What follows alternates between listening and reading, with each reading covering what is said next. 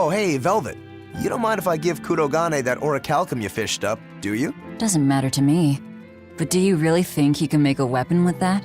I don't know. What does the expert think? Conventionally, no, it's impossible. But when has convention ever stopped a demon? I won't argue that. We're dealing with the hardest metal in existence.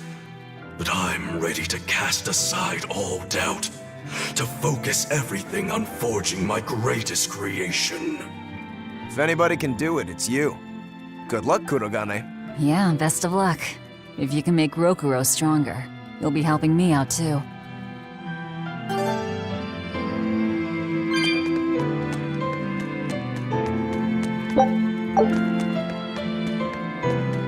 Have you been practicing your dove impression, Velvet? What? No. Now, a performer in Magilu's menagerie has to be more diligent than that. What if we're stopped at a checkpoint and the guards ask you to perform a trick? If that happens, I'll show them my trick where I devour an entire witch faster than the blink of an eye. Oh, that would be a sight indeed. But seriously, if you ever want some magic tricks up your sleeve, let me know and I'll teach you some. Just 10,000 gold each.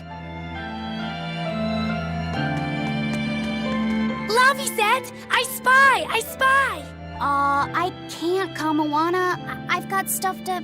I spy with my little eye. Something that starts with V. Okay, I'll try. Is it... Velvet? No fair! How'd you do it so fast?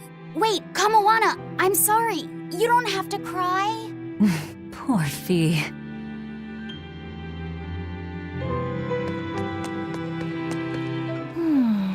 What else do they have in common?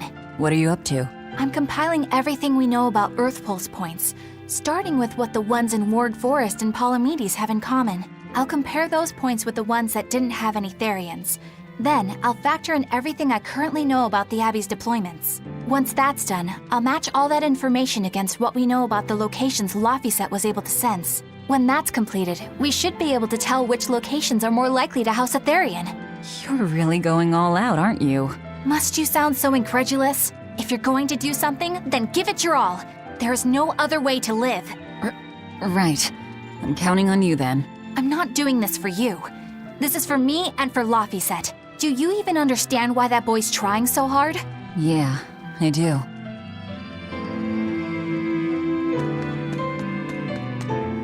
Hey, what do you say we track down another therion?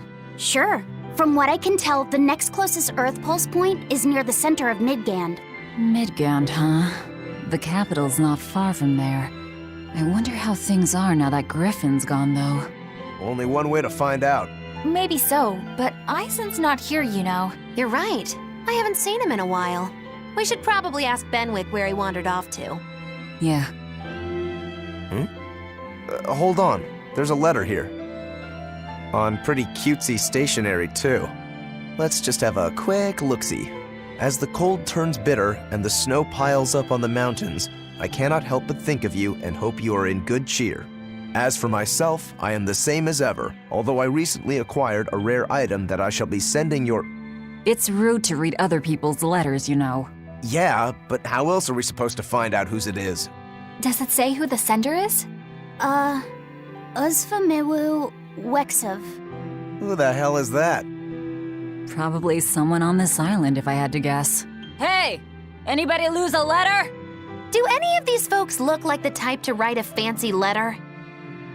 Point taken. It could be one of the pirates. Why don't we go to the docks and ask around? Fine, just don't forget our mission.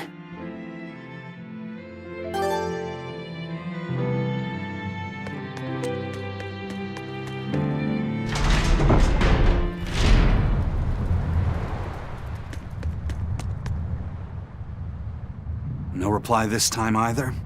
But she's doing okay. I can say's that much. That's good to hear. I can rest easy then. Now's about getting that pot wrapped. I's got this new sunflower print, huh? How's that sound?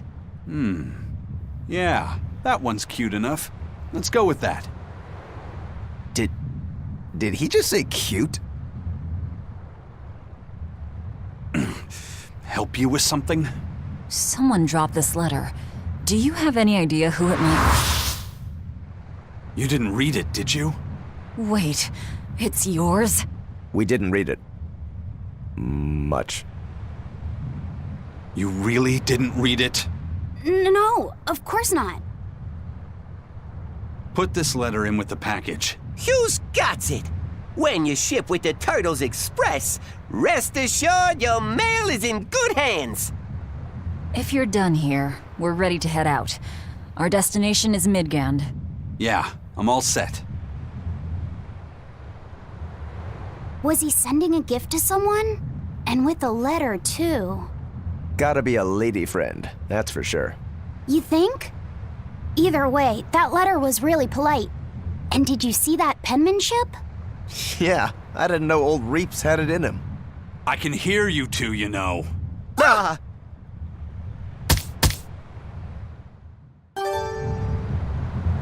Yikes. Better watch what we say from now on. Yeah. I noticed you've come up with your little name for the kid. You sure are the sentimental type, aren't you? Oh? Calling him Fee doesn't cost me anything, and it's not like I gave it much thought. That may be the case, but no one else has taken even that token effort. And in doing so, I wonder if maybe you were trying to encourage him to be his own being. After all, one requires a name before he can consider his own identity. Having been given a name, he realizes he is his own entity, separate from others, and a certain formless essence comes to life inside him. And you're the one who set that process in motion for the kid. Whether you intended to or not, you changed him from a puppet into a living being. So what's your point? I've been with you since the start of this journey, haven't I? Wouldn't kill you to give me a nickname, would it? I've never really thought of us as being that close. And besides, you just forced your way into the group. Come now! I know you've got a bigger heart than that! Surely you have it in you to give a nickname to a dear friend! We're not dear friends. And even if we were, I'm not good at nicknames anyway. Please, I'm begging you! Okay then. Moggy. Oh, come on, that's so obvious! Can't you put some heart into it for your dear friend? Fine. Lou. Do I look like an old man to you? You're not even trying! Okay then. Witchy McWitcherton. Interesting. Well, if I had to rank it against 1,000 other nicknames, I'd probably put it at number 1,011. A nickname needs to have charm. It needs to leave a lasting impression. Sure then. Hattie. Now you're just saying what you see! Bookskirt. That's not any better either! Ms. Creepy Eyes. That's just an insult! Look, no nicknames based on what you see, and especially no slandering! Lil Miss Witch who smiles around you but stabs you in the back when you're not looking. Hey, that's personal information! Look, I told you. I'm not good at coming up with nicknames. Forget it! I should have known this wouldn't work!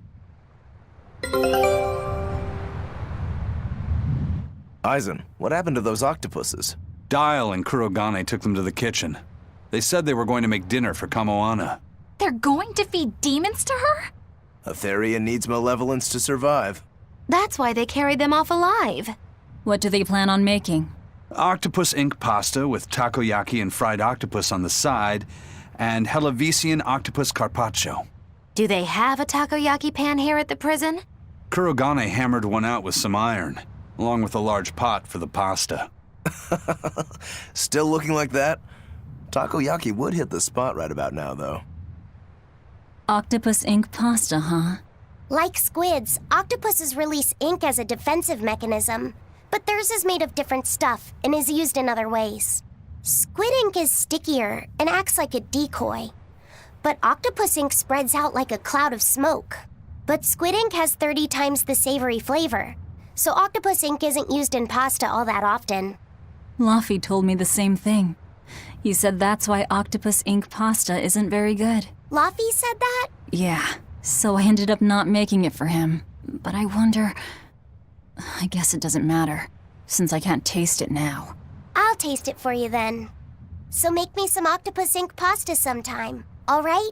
All right, and I'll be sure to make some that doesn't come from demons. Hey, who did Aizen send that letter and cooking pot to, anyway? I don't want to think about it. That walloping still stings. You've got to be curious, though, right? Maybe. It was serious stuff. Whoever it is must be important to him. A lover, maybe. Eisen's lover. A child wouldn't be happy with that cooking pot, and a man wouldn't want it wrapped up so pretty. A young woman with Eisen's tastes, then. He'd be bound to fall for a miraculous match like that, right? I don't know. I bet she's that girl with the yellow umbrella. You really have a thing for her, don't you?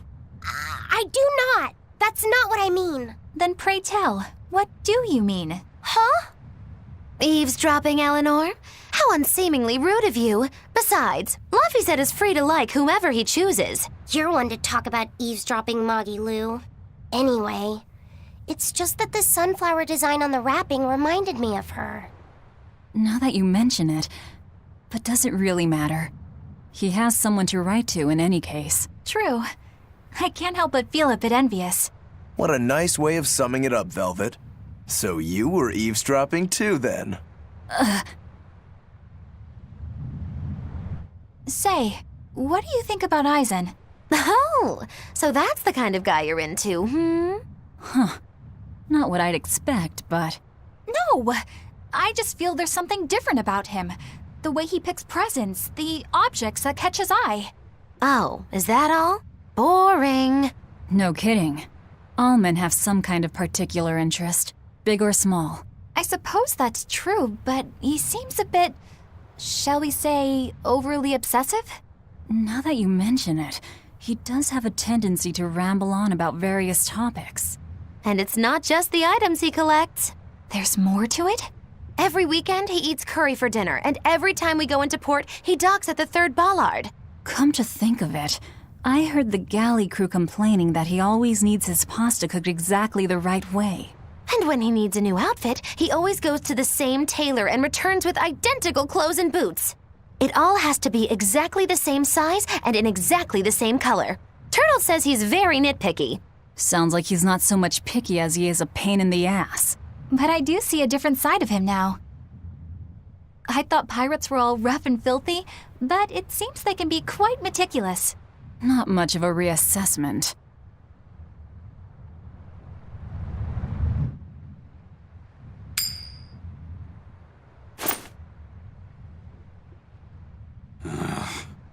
It must not feel great only ever getting tails, I bet.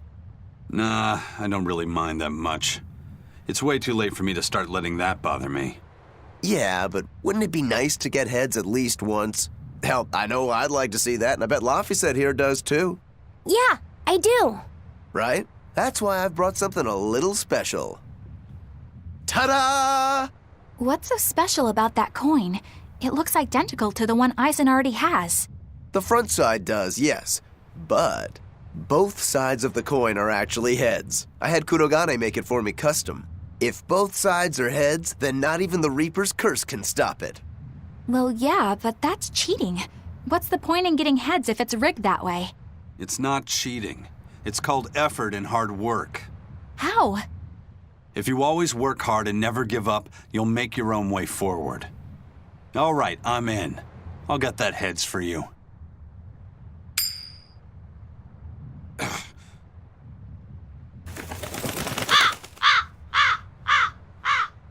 What? That crow just flew off with the coin. Those birds are attracted to shiny objects, I suppose. Damn it! I can't even win against a crow. Don't sweat it. I figured something like this might happen, so I had a backup ready. Go on, give it a shot. You'll show that curse who's boss this time. All right, here goes.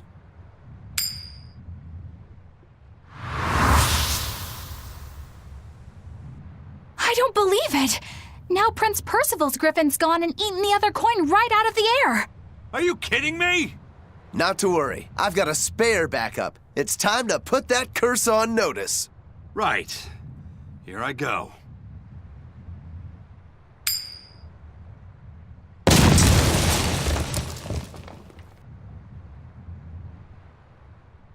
You gotta be kidding me. Reaper's curse or not, does it really have to go this far over a damn coin? It's fine, really. I had a feeling it'd turn out like this. Well, I sure didn't. Yeah, me neither.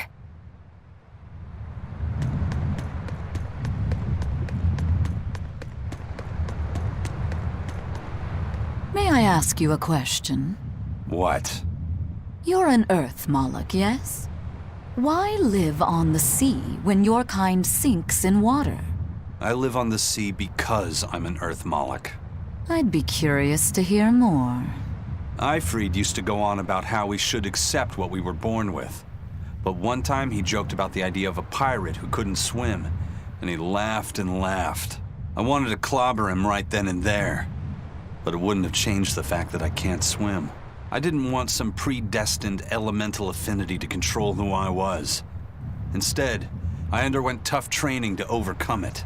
Well, I guess that's one way to approach it. Did this training of yours bear any fruit? Well, as soon as I stepped into a river, a big flood brought down a landslide from the mountains and swallowed me up. Then, when I tried going into a lake, the seaweed suddenly multiplied and tangled around my body, nearly drowning me. And then finally, when I tried jumping into the ocean, a huge whirlpool formed with me at its very center. The Reaper's curse at play? As far as I'm concerned, my Earth affinity and my Reaper's curse aren't much different, in that they've both shackled me since I came into being. This is about pushing and challenging the constraints I was born with. So, did you eventually learn how to swim? Pretty much, yeah. As long as I never let go of my portable life preserver. Oh,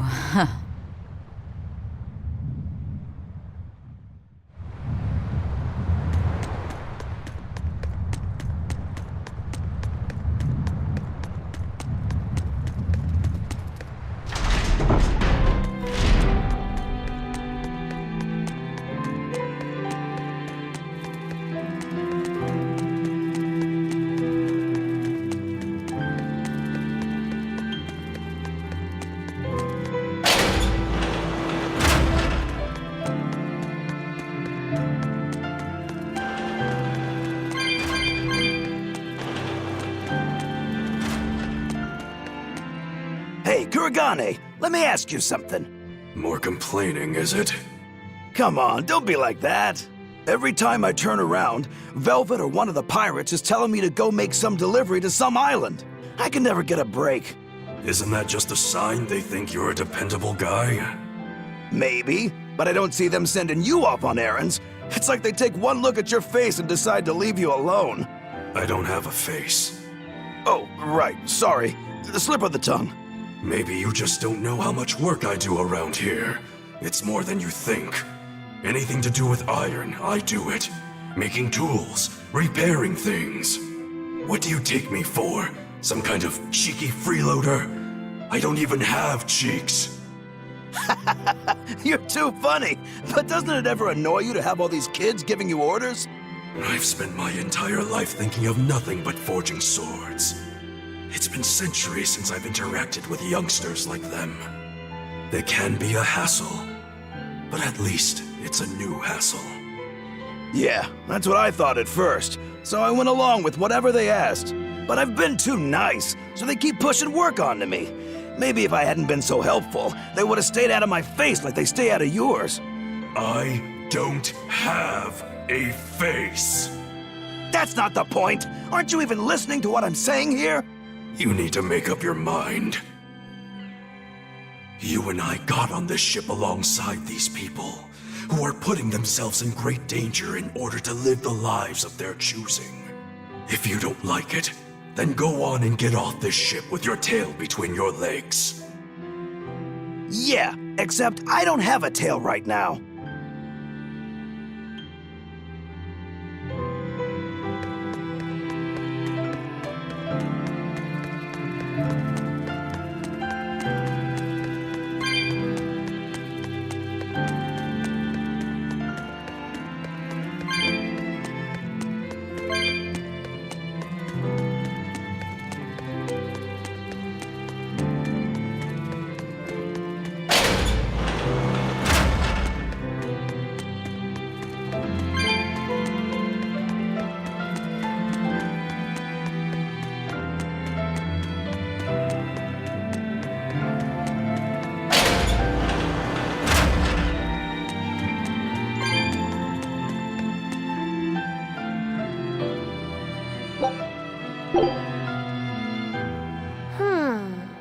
Did you ever figure out if that bug was a stag or a rhinoceros beetle?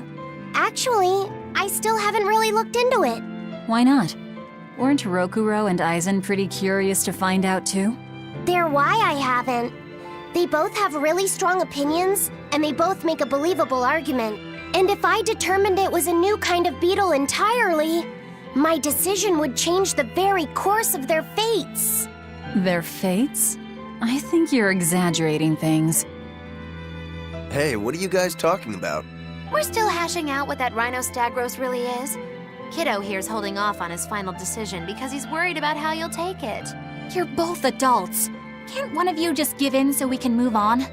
It's a rhinoceros beetle. I'm not backing down on that. No, it's a stag beetle. Why not just take off the pointy bits? Then we can all agree it's just a plain old beetle. Simple. Sounds good to me. Don't even joke about that. If you took away my swords, I wouldn't have anything left. Same thing goes for a stag beetle and its pincers. And taking away a rhinoceros beetle's horns is disrespectful to its way of life, and to even suggest it is just plain wrong. No, if we're going to argue it out over this, we need to exhaust every possible angle before coming to a conclusion. It's the right thing to do. Madam Eleanor! Here's that field guide to rare insects of Midgand you wanted me to get you. Thanks, Bienfu. Surely this book will have something about that bug. Yeah, here it is. This beetle's real name is... Argonathocrassus, the thick-jaw beetle. It's named for its jaws? That must make it a stag... It's a drone beetle. The field guide says it's a really rare variety, too. I guess that's that. No, you're wrong. It's a brand new species. I call it the Laphicet Rhinostagros. That's my decision and I'm not backing down.